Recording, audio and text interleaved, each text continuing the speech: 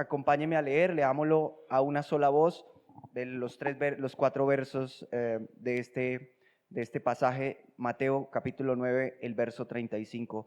Dice el verso 35, recorría Jesús todas las ciudades y aldeas, enseñando en las sinagogas de ellos y predicando el evangelio del reino y sanando toda enfermedad y toda dolencia en el pueblo. El verso 36, y al ver las multitudes, tuvo compasión de ellas, porque estaban desamparadas y dispersas como ovejas que no tienen pastor.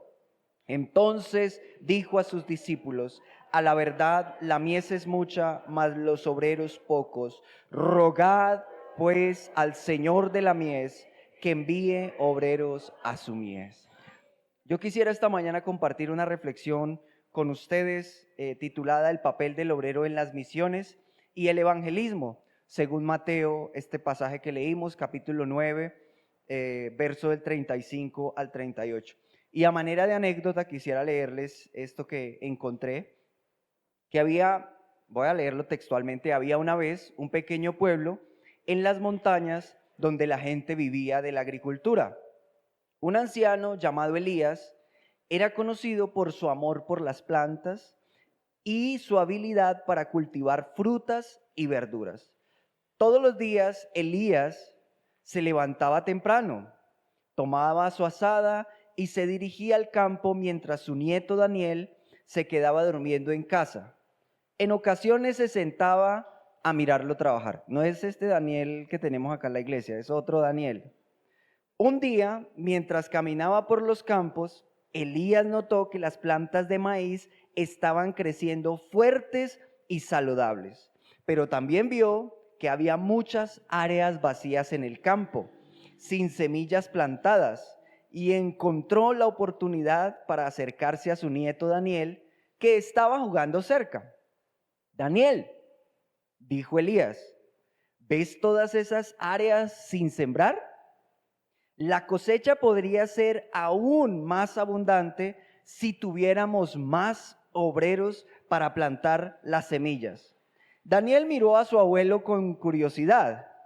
¿Qué quieres decir, abuelo? Elías sonrió y comenzó a explicar. Imagina que nuestro pueblo es como un campo de maíz. Las personas son como las semillas.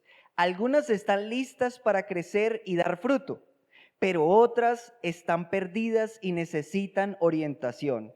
Jesús nos enseñó a ser obreros en su campo. Debemos compartir el evangelio, sanar a los enfermos y cuidar de aquellos que están desamparados. No obstante, algunas de las personas que conocen y dicen amar a Jesús se olvidan de este importante pasaje de la Biblia que está en Mateo 9, 35, 38. Daniel asintió. Entonces, ¿somos como los sembradores, abuelo?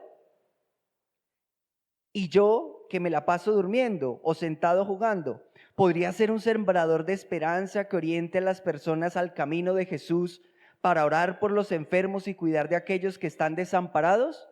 Sí, respondió Elías. Como tú lo dices, somos los sembradores de esperanza, pero también del campo de maíz. Y juntos se echaron a reír.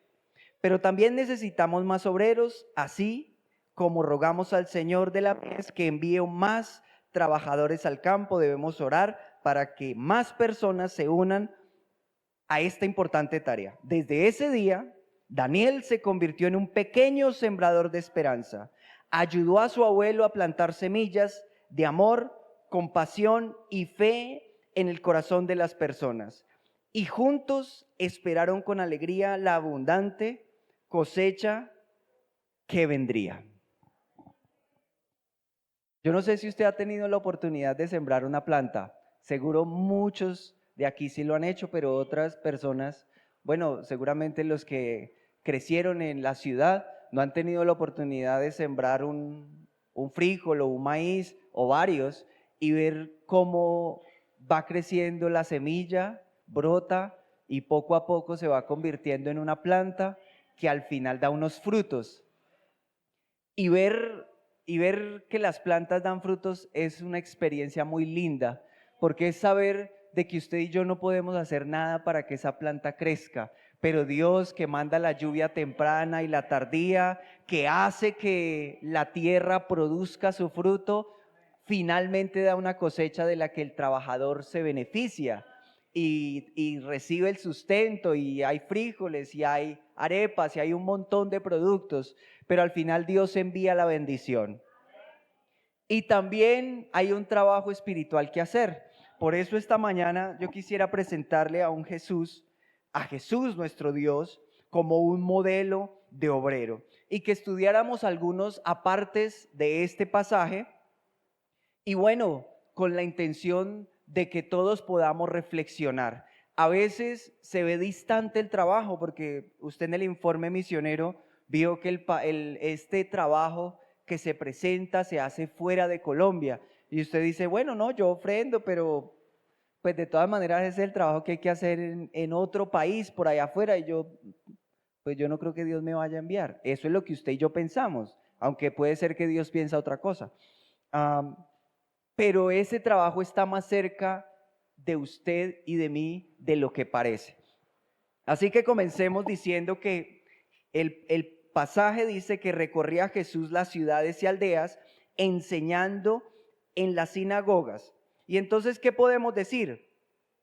Que Jesús enseñó en las sinagogas como parte de su misión para compartir. Las sinagogas eran los lugares de reunión de la época. Acuérdese que este contexto es 2000 años atrás. No había ningún medio tecnológico, simplemente que la palabra se extendía.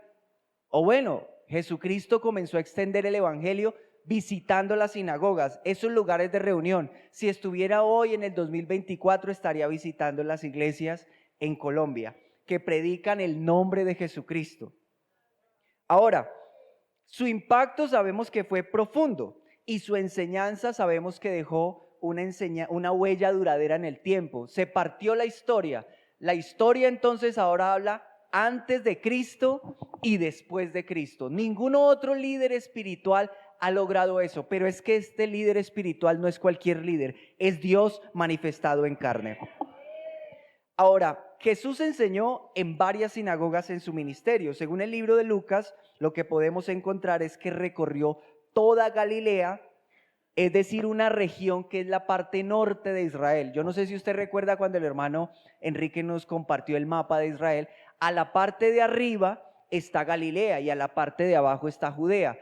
En Galilea está mucho más cerca Siria, donde está, digamos, una influencia más gentil del mundo en el que se encontraba predicando Cristo, y hacia abajo está Judea, Jerusalén, que es donde está la capital religiosa, no solamente en esa época, sino también ahora. Es una ciudad muy importante para el judaísmo, para el islam y también para el cristianismo. Gloria a Dios. Y pues sabemos que nació en Nazaret, que está allá en esa región. También se estableció en Cafarnaún y predicó allá al lago de ese lago que está muy cerca. Y entonces entró a la sinagoga en el día de reposo y se levantó para leer las escrituras. ¿Recuerda que leyó por allá en Isaías? Por ahora ahorita lo vamos a recordar. Pero para decirlo en términos coloquiales, es decir, no hubo un solo lugar donde Jesús no hubiera predicado. Es decir, sinagoga que había la oportunidad de ir a predicar, allá fue y expuso la palabra de Dios. Es importante saber de que no existía la Biblia como la conocemos, ¿verdad? ¿Cómo estaba la Biblia? Estaba escrita en rollos. Entonces, por eso cuando usted lee la escritura dice, y le pasaron el rollo de Isaías, porque habían distintos rollos, porque no había papel, no había esta tecnología que gracias a Dios nos existe. No todos tenían un rollo, es decir, solo unos pocos privilegiados, pues en este caso las personas digamos más cercanas a los escribas, los que tenían la posibilidad de traspasar la ley tenían un rollo, por eso estaban en las sinagogas. Es decir, la Biblia había que venir al templo a escucharla, pero acuérdese que usted y yo hoy somos templo de Dios y la Biblia la tenemos en la casa. Es decir, que en el momento en el que usted decida, abre la Biblia Y ese lugar, ese momento se convierte en un lugar de encuentro con Dios. Se convierte en esa sinagoga, se convierte en ese lugar en el que usted puede recibir el mensaje de la palabra de Dios. Bueno, la compasión de Jesús por las multitudes y su deseo de llevar a la salvación. Aquí también leemos que al ver las multitudes tuvo compasión en el verso 36, porque estaban desamparadas y dispersas como ovejas que no tienen pastor. Aquí vemos que hay una profunda preocupación de Jesucristo. No es una preocupación cualquiera. Yo a veces lo comparo con la necesidad de comer, porque seguramente es la que nosotros vivimos a diario. Entonces usted y yo vivimos preocupados por el almuerzo. Seguramente alguien está pensando, alguna dama está diciendo, ay Dios mío, y no dejé hecho el arroz y ahora me tengo que ir y hacer la carne. De pronto usted dice, no, pues yo hoy voy a invitar a mi esposa, entonces ¿a dónde la invito? Y entonces ¿a qué restaurante voy a ir? No sé cuál sea la situación, pero estoy seguro que ahorita salimos del culto y usted va a decir, va a pensar algo alrededor del almuerzo. Y para el que no tiene dinero, posiblemente sea una situación distinta, porque va a decir, Señor, ¿y yo qué voy a comer hoy? Y entonces eso le produce al hombre una preocupación grande. Pero tenemos un Dios que suple esas necesidades materiales y que bendice a la iglesia. Y que a pesar de que Jesucristo dijo que los pobres iban a estar entre nosotros, no quiso decir que los pobres éramos nosotros, pero sí nos invita a ayudar con amor a todos los necesitados, a los que están dentro de la iglesia y a los que están fuera de la iglesia. Pero sobre todo sintió compasión porque estaban perdidas como ovejas que no tienen pastor. Quisiera invitarles para que leyéramos allá en Mateo capítulo 14 y el verso 14. Hay una ternura, yo me lo imagino con esa mirada que tiene Jesús de compasión, que no importa la situación económica, porque generalmente Jesucristo fue y le predicó a las personas de una condición social más baja. Si Jesucristo hubiera predicado en nuestro tiempo, lo estaríamos viendo predicar al estrato 0, 1, 2. También le predicó al 4 y al 5 y hasta el 6, pero estaba continuamente con el 0, con el 1, con el 2, ahí. Y saliendo Jesús vio una gran multitud y tuvo compasión de ellos y sanó a los que de ellos estaban enfermos. Jesucristo no perdió oportunidad cuando vio una multitud. Siempre le predicó el evangelio, tuvo compasión con ellos, pero no solamente hizo eso, sino que también los sanó. A veces a mí esto me confronta, pero yo creo que también Dios nos habla y nos dice, porque nosotros en ocasiones decimos, no, lo que pasa es que ya Jesucristo no sana, ya no vemos los milagros, es que antes pasaba. Y yo quiero decirle, mi hermano, que Jesucristo sigue siendo el mismo. Jesucristo no ha cambiado. Pero es que esto sucedía cuando Jesucristo se acercaba a la necesidad. Entonces yo quiero preguntarle hoy, esta semana, ¿cuántos enfermos usted fue y visitó y oró por ellos? Piénselo. ¿A cuántos enfermos usted fue, los visitó y oró por ellos? Porque a veces por el WhatsApp usted dice, vamos a orar por Julanito de tal, ¿cierto? Y lo hacemos, y gracias a Dios por eso.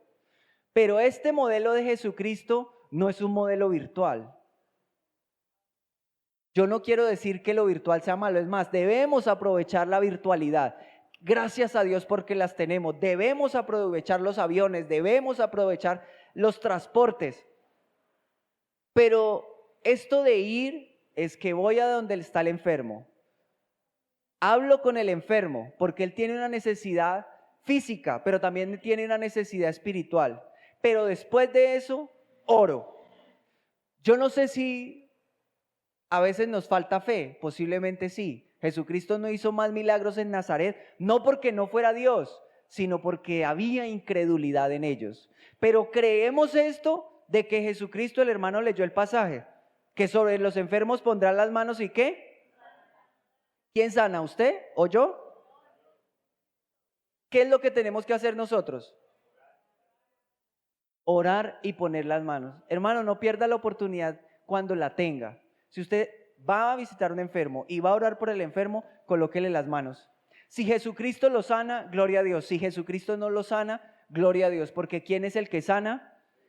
Si Jesucristo lo sana, no vaya a creer que sus manos son milagrosas, porque aquí nadie tiene manos milagrosas. Aquí lo que tenemos es un Dios poderoso que usa vasos, que usa instrumentos, que lo quiere usar a usted y a mí. Pero si yo no voy, ¿será que Jesucristo puede orar a través suyo o a través mío si yo no voy? Mateo 15:32. Leámoslo. Y Jesús, llamando a sus discípulos, dijo: tengo compasión de la gente, porque ya hace 3 días que están conmigo y no tienen que comer, y enviarlos en ayunas no quiero, no sea que se desmayen en el camino. Siempre Dios ve una necesidad, tiene compasión, pero no se queda ahí. Él hace algo, porque Dios es ese poderoso Dios que puede hacer algo. Se preocupa no solamente por la necesidad espiritual, sino también por la necesidad física. Porque a esa persona que visitamos también le podemos llevar algo y serle de bendición. Lucas capítulo 7, el verso 13.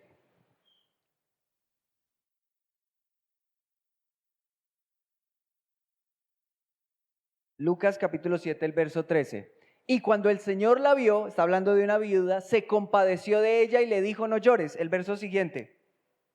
Y acercándose, tocó el féretro, y los que lo llevaban se detuvieron.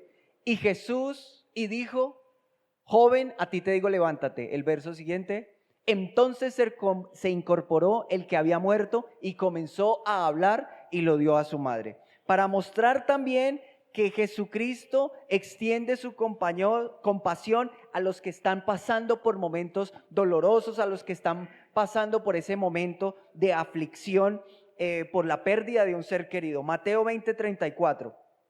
Estos son todos versículos que hablan acerca de la compasión de Dios. Verso 20, Mateo 20:34 dice: entonces Jesús, compadecido, les tocó los ojos y enseguida recibieron la vista y le siguieron. Lo mueve algo, una compasión por esa necesidad. Y al instante, es decir, el milagro se producía. Cuando usted le habla, puede ser que usted no vea el interior del corazón de esa persona, pero algo está haciendo Dios en esa persona. Puede ser que esa obra dure 15 años. Hemos tenido aquí 15 años personas que vienen al templo, pero un día deciden aceptar a Cristo. Dios no nos mandó a condenar al pecador, nos mandó a predicar el evangelio de Jesucristo.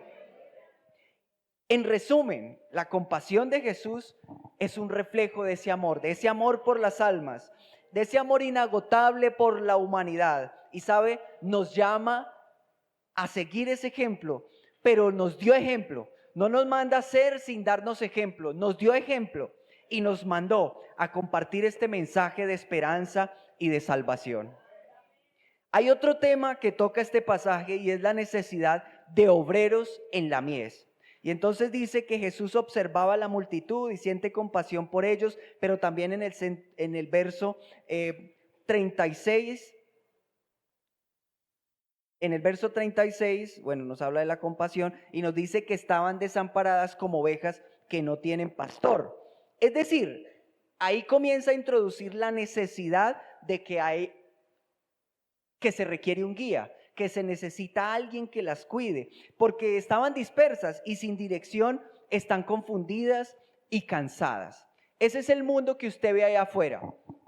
que está confundido, cansado, que usted lo puede ver hablando muy seguro de su vida y decir, no, yo tengo mi vida muy clara, yo quiero esto, yo quiero aquello, voy a trabajar porque voy a comprar un carro, porque voy a comprar una casa, porque quiero ir de vacaciones, porque luego voy a seguir de ascender, porque luego voy a estudiar, porque luego voy a hacer.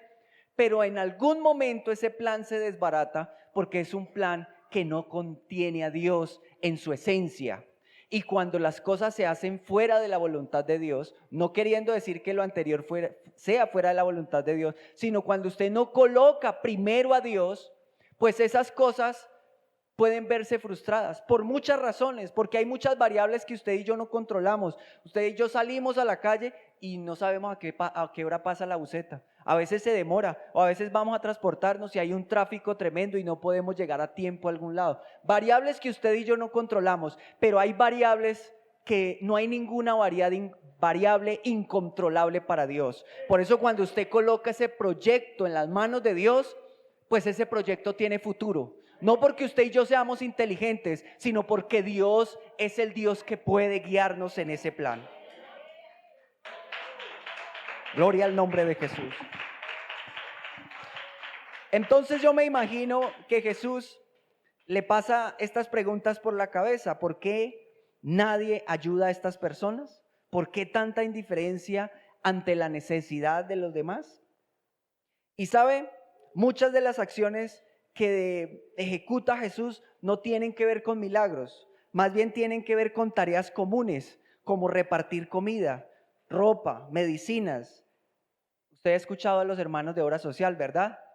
Tareas que puede parecer sencillas, pero a Jesús le preocupan, porque muestra que hay una iglesia que se preocupa por esas necesidades. Y sabe, hizo uso de su infinito poder para suplir esas necesidades milagrosas. Alimentó como a 15,000 en una oportunidad. Seguramente usted y yo no hemos hecho eso, pero Jesucristo dijo que íbamos a hacer cosas mayores. Lo que pasa es que tenemos que poner nuestra fe en Dios y creer que es Dios el que puede hacer algo. ¿Sabe? Jesús nuevamente no vio solamente las necesidades físicas, sino que también vio las necesidades espirituales y emocionales. Hay una profunda compasión, algo genuino, algo que no es porque me ve el pastor, que no es porque me ve el hermano de tal o cual directiva, no. Es porque usted, sin necesidad que nadie más lo vea, lo hace. Porque hay un Dios en los cielos, mentiras, hay un Dios aquí en este momento que lo ve todo. Hay un Dios ahí en su casa, en su trabajo, por donde camina, donde vive, donde se encuentra, que lo ve todo. Y qué bueno que Él lo vea todo, porque Él es el que nos ayuda, prometió estar con nosotros, gloria a Dios. En las multitudes no solamente hay muchos individuos, cada uno tiene una historia, luchas, anhelos, ¿sabe? Y si leemos Mateo, el verso 37 dice: entonces Jesús dijo a sus discípulos, a la verdad la mies es mucha, pero los obreros. Y entonces aquí hay como un llamado a la urgencia, ¿cierto? Porque hay una necesidad de que hayan más obreros. ¿Y más obreros para qué? Pues hay más obreros para que se pueda extender el evangelio, pero también para que hayan milagros, pero también para que se cubran esa necesidad física, es decir, para que haya ese complemento completo. Pero no parte de que una organización que está preocupada por la humanidad, no, parte de que es Jesucristo el que está preocupado por la salvación del alma, pero que alrededor del alma está el cuerpo, entonces está preocupado por lo físico, pero alrededor del cuerpo están las emociones, entonces está preocupado porque usted tenga una esposa, porque usted tenga un esposo, porque usted crezca profesionalmente, pero nace de una preocupación genuina porque usted viva un evangelio como le gusta a Jesucristo. Que no es venir al culto el domingo. Esa es la tradición y eso es lo fácil. Y a veces en eso somos religiosos como los demás habitantes de la tierra. La verdadera religión, el evangelio sin mácula, dice un versículo, ¿cierto? Es ayudar a las viudas, al huérfano y al necesitado. Porque allá cuando usted va a ayudar o cuando vamos a ayudar, entonces predicamos a Cristo. Y Dios hace un milagro en lo espiritual, pero Dios hace un milagro en lo material y entonces hay salvación. ¿Sabe? Tal vez alguna persona pudiera decir, ¿sabe? Dios no puede hacer eso porque imagínese, si necesita otros para hacer eso, pues lo hubiera hecho él mismo, que no él mismo no reparte y hace todo. Pero ¿sabe? Aquí yo también veo una oportunidad para el hombre. Porque usted dirá, bueno, no, que lo haga el comité de obra social o que lo haga el comité de evangelismo. Ellos son los que les delegaron esa misión. Pero yo quiero decirle que en el momento en que usted va y lo hace, también hay una bendición para su vida. Hay una manera de crecer en la vida espiritual y es haciendo esto primero. Alguno pensará, no, yo voy a ir a evangelizar, pero primero voy a predicar en la iglesia. No, no es así que funciona. Esto es al revés. Primero Jesucristo les dio ejemplo, predicó y luego dice que los envió en parejas a que fueran y predicaran a varias ciudades. Es decir, Jesucristo nos enseña esta mañana en la dominical o en el culto del martes o en el culto del jueves o en el culto del sábado. Y entonces al día siguiente es el día de práctica. Es que hay que ir a practicar. Y entonces yo voy y practico. ¿Y cuántos versículos me sé? Me sé uno. Hermano, Dios puede usar ese versículo que usted se sabe. Porque este Dios no tiene límites. Este Dios espera que usted abra la boca con ese versículo que se sabe. Y si no se lo sabe, lleve la Biblia y dígale, vea, yo viví esta experiencia. Jesucristo me alimentó cuando yo estaba pasando por esta necesidad. O Jesucristo me sanó de tal cosa. O Jesucristo ha hecho esto y aquello por mí. O usted solamente sabe cantar un coro, cante ese coro allá donde va a hacer esa visita. Porque Dios usa lo que usted y yo tenemos. Él no está esperando que usted y yo tengamos títulos profesionales para usarnos. Eso es como opera, así es como opera el mundo, que necesita, a ver, su hoja de vida, su experiencia, tantos años, tantas cosas, tantos doctorados. Eso es lo que espera el mundo. Pero Jesucristo quiere usarnos a usted y a mí, no mañana, hoy quiere salvar, hoy quiere usarnos, hoy quiere darnos algo distinto. Pero sabe, la metáfora es aún más abundante, porque existe gran cantidad de personas que necesitan escuchar del amor de Dios, pero hay pocas personas dispuestas a compartirlos. Y ahí nos debemos identificar y hacernos la pregunta, ¿qué tan dispuesto estoy yo a compartir eso? Ahí pues aparece el hecho de que pues los obreros son pocos y entonces son aquellos que están dispuestos a trabajar, a ir a llevar el mensaje. Y entonces aparece la evangelización como respuesta. Y saben, nos recuerda la importancia de compartir el mensaje de la salvación con otros, porque la mies es mucha. Es decir, hay mucho donde predicar. Si usted se encuentra con el portero de un edificio o con un amigo o logra entablar una conversación, Dios le va a dar la oportunidad de mostrarle que usted es alguien distinto.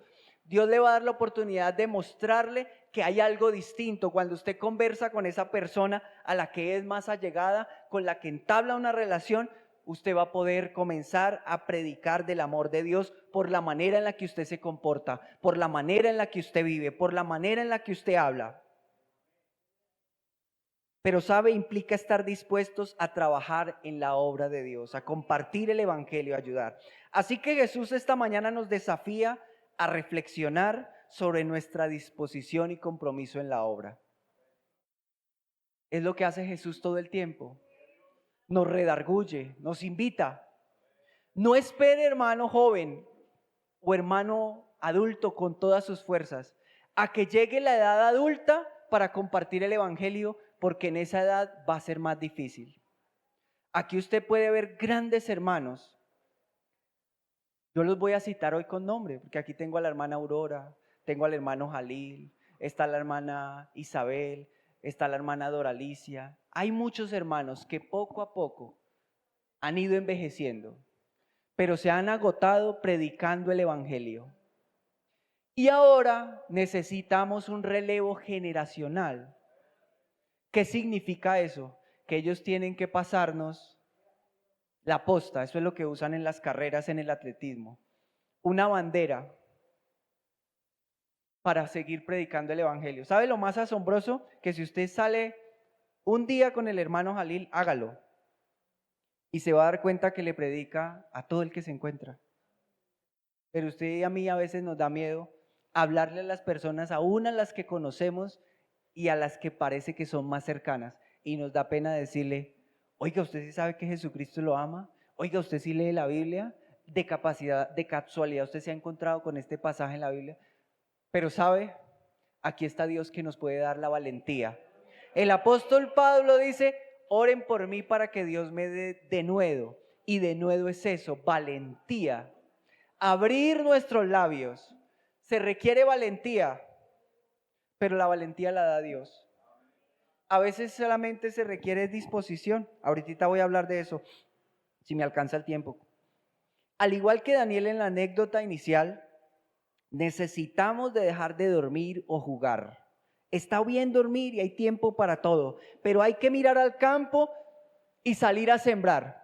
De nada sirve que usted mire el campo y diga, ay sí, de verdad, ¿no? Está terrible la situación allá afuera, ¿no?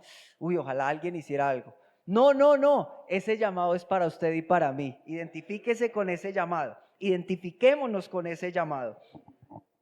Aún para aquellos que tal vez aceptaron y que se comenzó un trabajo con ellos, pero todavía necesitan seguir creciendo en la vida espiritual. Vea, hay familias acá en la iglesia que apenas están empezando en la vida cristiana, o familias que de pronto alguno de los miembros se apartó. ¿Sabe? Por esas almas todavía vale la pena ir y hacer refanes, porque Dios quiere que todos en la iglesia, todos, le sirvamos al Señor con alegría y a la vez que le servimos, Dios quiere bendecirnos y perfeccionarnos en todos los aspectos de nuestra vida.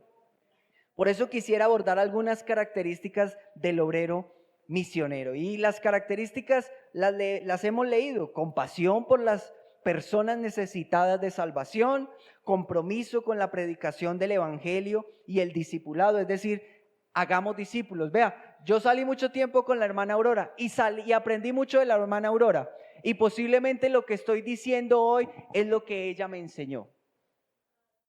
Pero ahora hay otros hermanos que están recién bautizados y quieren, y me dicen, hermano, yo quiero acompañar una refán, pero yo no lo puedo enviar solo a la refán porque el hermano está empezando. Entonces, ¿qué tengo que hacer?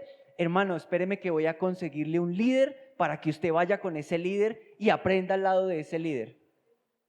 Y a que no adivinan, no he podido conseguir el líder, porque yo sé que estamos ocupados en muchas cosas y seguramente tenemos buenas razones, pero también debemos reconocer que aquí está el Dios que nos da el tiempo, que aquí está el Dios que nos da el deseo, el anhelo y nos está perfeccionando. Otra característica es la disposición para servir y sacrificarse por la causa del reino. Entonces quiero explorar la compasión, aunque ya hemos hablado un poco de ella, pero es un sentimiento profundo de empatía, eso de la compasión. Entonces es mirar las luchas, las necesidades del otro y decir, yo puedo hacer algo. Y sabe, el ejemplo ya está. Jesús miró con compasión a las multitudes y estaba dispuesto a ir a tocar las heridas.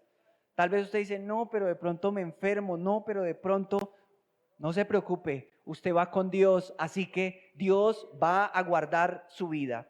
Pero se necesita también ese compromiso, es decir, implica dedicación y fidelidad. Yo le he dicho a algunas personas, vea, necesitamos un líder que haga una refán cada semana o tal vez cada 15 días. ¿Cuánto tiempo dura una refán? Pues 30, 45 o máximo una hora si de pronto el amigo, la persona tiene dudas. ¿Quién no tiene una hora cada 15 o cada 8 días? ¿Quién no la tiene? Entonces seguramente sí podemos hacer un esfuerzo y esa es parte del compromiso. Que haga un esfuerzo.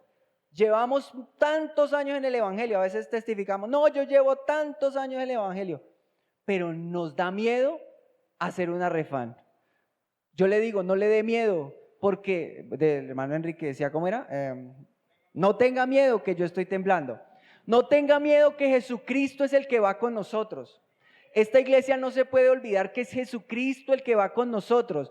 Usted y yo no vamos a hacer la refán, nos disponemos, es decir, ponemos ese compromiso y vamos allá y decimos los versículos que están escritos en la cartilla o los que me aprendí porque preparé allá para dar 30 minutos o 45 minutos de mi tiempo y permitir que Dios haga.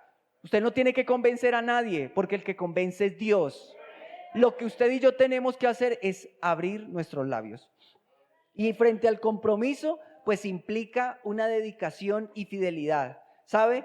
No es una tarea ocasional, sino un estilo de vida. Porque entonces usted vive en ese estilo de vida todo el tiempo. De tal manera que las personas que lo frecuentan, con las que usted se rodea constantemente, van a ver algo distinto en usted. ¿Por qué él siempre va el martes a tal lado? ¿Por qué también el jueves? ¿Por qué el sábado? ¿Por qué el domingo? Y se hacen preguntas y alrededor de esas preguntas hay oportunidad de compartir la palabra de Dios. Pero se necesita compromiso.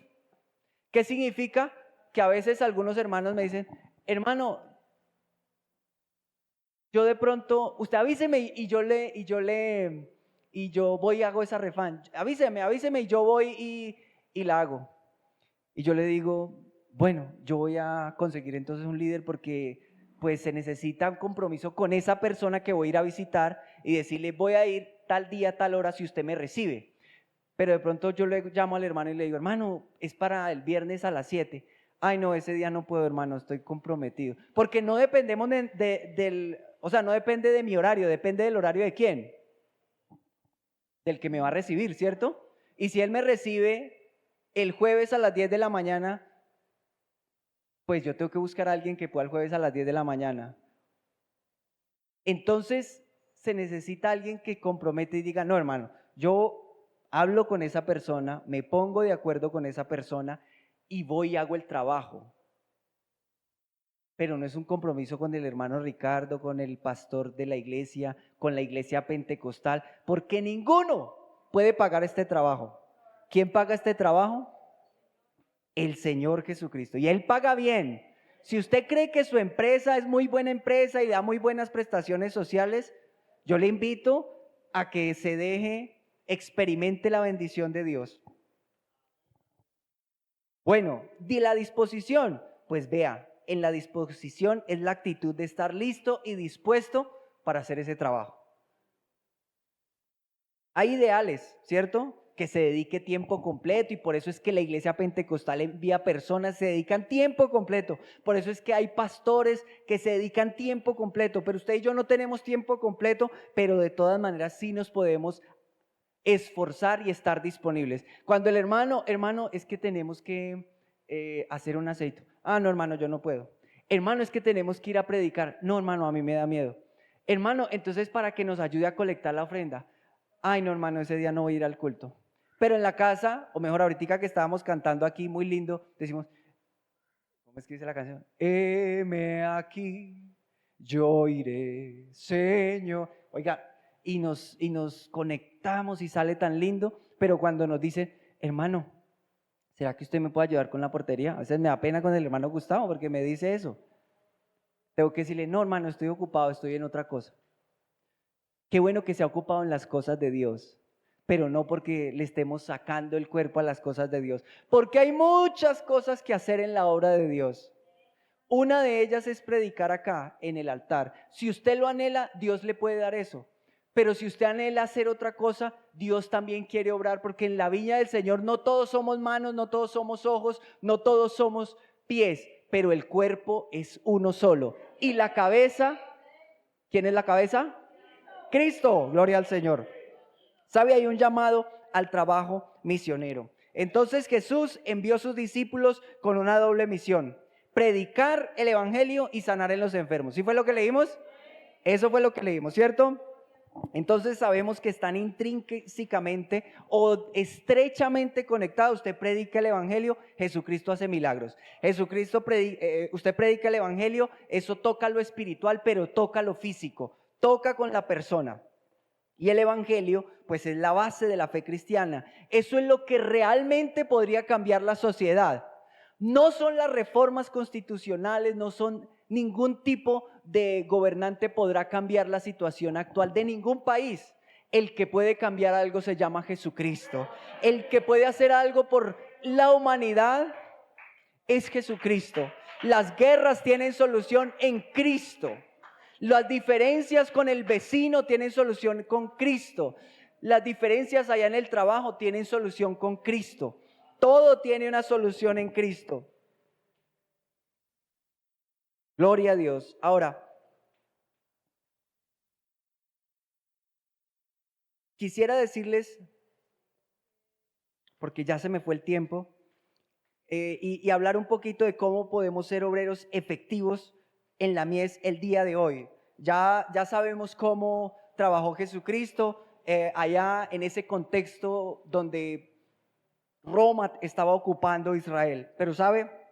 Hoy necesitamos compasión y sensibilidad, y eso para nosotros significa alzar los ojos. Como Jesús le dijo a los discípulos, levanten sus ojos. Entonces es cuestión de que levantemos nuestros ojos, ¿cierto? Que tengamos compasión y que imaginemos que efectivamente esas personas necesitan un pastor y que usted y yo podemos ser ese pastor. No el pastor de la iglesia aquí en el Jordán, porque ese ya es el hermano Gerardo, pero empezando en su casa, yo quiero ser el pastor de mi casa. Allá con esa refán que estoy haciendo, yo quiero ser el pastor que es esa refán. El pastor no puede estar en todas partes, pero usted y yo podemos aportar al trabajo. También significa que me puedo capacitar. Si usted tiene miedo y dudas sobre la doctrina, que son las que nos hacen allá, pues eso lo enriquece, porque usted va allá, le preguntan algo y usted dice, disculpe mi amigo, yo no le voy a poder contestar esa pregunta hoy, pero me la voy a llevar en este papelito. Eso es lo que hay que hacer. Y entonces vengo y estudio la Biblia, le pregunto al hermano, al pastor, a alguien que me lo pueda explicar, y entonces yo me regreso con la respuesta y voy y se la doy a ese amigo. Entonces, aprendió él porque él tenía una duda, pero ¿quién más aprendió? Aprendí yo, porque yo aprendí algo nuevo y ahora estoy mejor capacitado. Pero si usted ya sabe mucho, entonces hay que enseñarle a otro. Entonces hay que llevarse a ese hermano que está aprendiendo y decirle, hermano, vea, la refán se hace así, estos versículos los podemos usar de esta manera, hermano, no debemos ser imprudentes aquí, allá y más acá.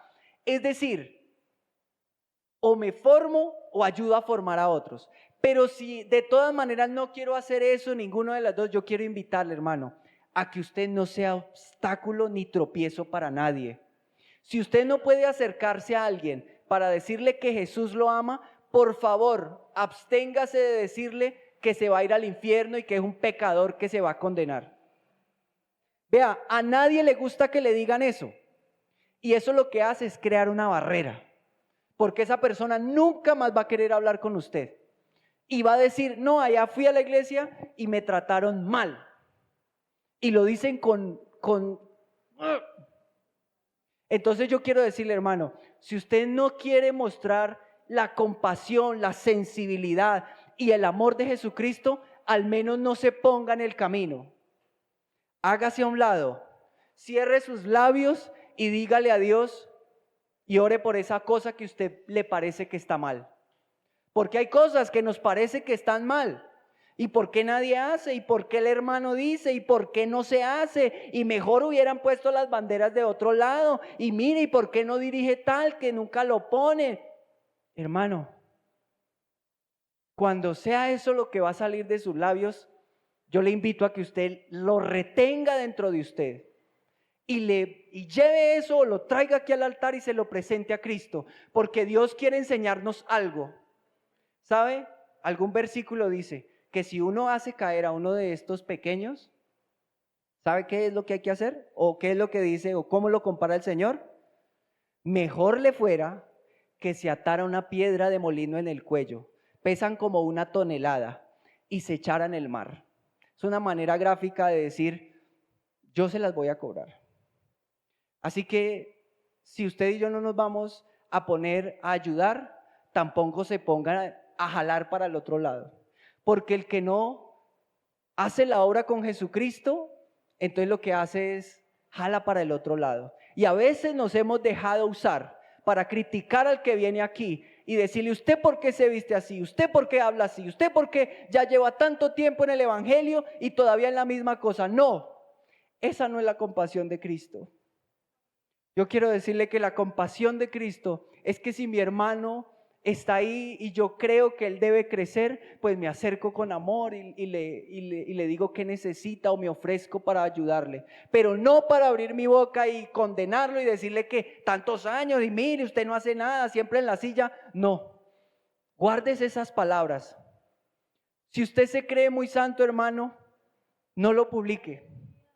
Más bien pídale a Dios que le ayude a orar por otros y haga un trabajo de rodillas, que Dios ese trabajo de rodillas lo recompensa en público. Pero si usted cree que decirle eso a otro es una cosa muy gloriosa, usted se equivoca. Eso hacían los fariseos, que predicaban cosas y Jesús tiene que decir: vea, escuchen lo que ellos dicen, porque lo que dicen es lo que está escrito en la ley de Moisés. Pero sabe, no hagan, no sigan el ejemplo de ellos, porque no quieren cargar ni con un dedo las cargas que imponen.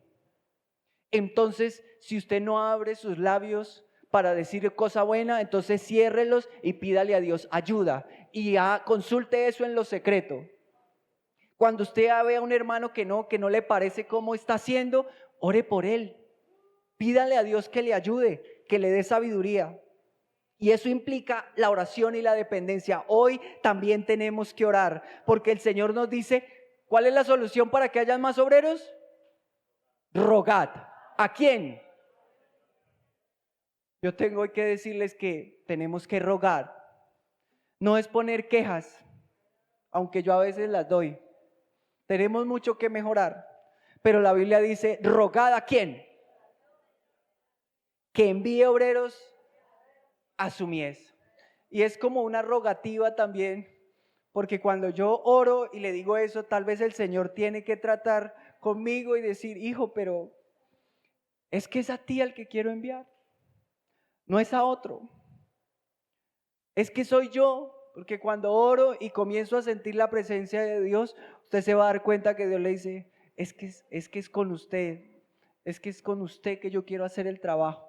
No es con otra persona. Y sabe, también debemos trabajar en equipo y con colaboración. Usted no está solo para predicar. Si usted no tiene material, usted no tiene la cartilla, vea, yo la podemos imprimir, porque usted no tiene un celular que de pronto pueda almacenar esa cartilla de refán. Dígame, yo se la imprimo. Dígame, la iglesia tiene recursos para eso, para extender el evangelio. La iglesia tiene recursos para que usted vaya y visite a un enfermo, ore por él, pero también le lleve unas manzanas. Porque usted dice: no, es que yo no tengo con qué ir a llevarle una frutica. Hermano, recuerde que para eso ofrendamos, para extender el evangelio. Están muy bonitas las decoraciones aquí, lo que hacemos aquí, pero el evangelismo se hace afuera, allá en el campo. Así que trabajemos en equipo. Abra sus labios y díganos qué necesita, qué siente que le hace falta, porque esos esfuerzos los multiplicamos y entonces podemos hacer algo. Si usted tiene, vea el trabajo que hace la hermana María de los Ángeles. Ella está acá, pero pues hay que poner los ejemplos que dan fruto. Ella no lidera la Refán, pero ella invita a sus vecinos y se reúnen en su casa. Y ella les hace, bueno, ella cocina delicioso, hace unas cosas deliciosas, pero alguien predica allá y extiende la palabra. Esas personas forman ese sentimiento de amistad. Son unas personas muy lindas que creen en X, Y o Z, y puede ser que están equivocadas, pero eso es lo que quiere hacer Jesucristo a través de la palabra: romper esos errores, cambiar esas situaciones y traer vida en abundancia. ¿Sabe? No voy a alcanzar a cubrir todo el tema que quería, pero quisiera terminar con esto: que hay que ser persistente y perseverar. Posiblemente usted dice: uy, no, pero antes venían más hermanos al culto. Uy, sí, no, esto como que está muy apagado. Hermano, ¿quién debe perseverar? ¿Ellos o yo? Si usted ve que en los martes hay poquitos hermanos, ¿no será que usted y yo no estamos viniendo? Lo digo hoy en la dominical porque es en el día en que uno ve más a hermanos. Pero es fácil eso, que otros persistan, que otros perseveren. ¿Quién tiene que perseverar? Yo tengo que perseverar. No se desanime, no nos desanimemos, que la obra es desafiante, pero el Dios que tenemos es un Dios que nos ha dado la fuerza, que nos invita a dar lo mejor de nosotros. Y sabe, al tiempo está la cosecha. Los resultados pueden que no sean inmediatos, pero el que siembra con fe y espera la cosecha, en el tiempo de Dios recibirá el fruto. Usted ha visto muchos hermanos aquí que se han bautizado, amigos, que usted tal vez les habló una vez, que usted tal vez les hizo refán, pero otro hermano oró por él, pero otro hermano le ayudó con una situación, y un día se bautizaron. De tal manera que nadie diga, ay, es que yo soy muy bueno evangelizando. No, hermanos, aquí hay es que perseverar. No importa en qué parte del proceso esté la siembra, la cosecha, si hay que abonar, aporcar, si hay el trabajo que haya que hacer con ese amigo, con ese hermano que aún necesita crecer más, haga su parte, que Dios hace la de él.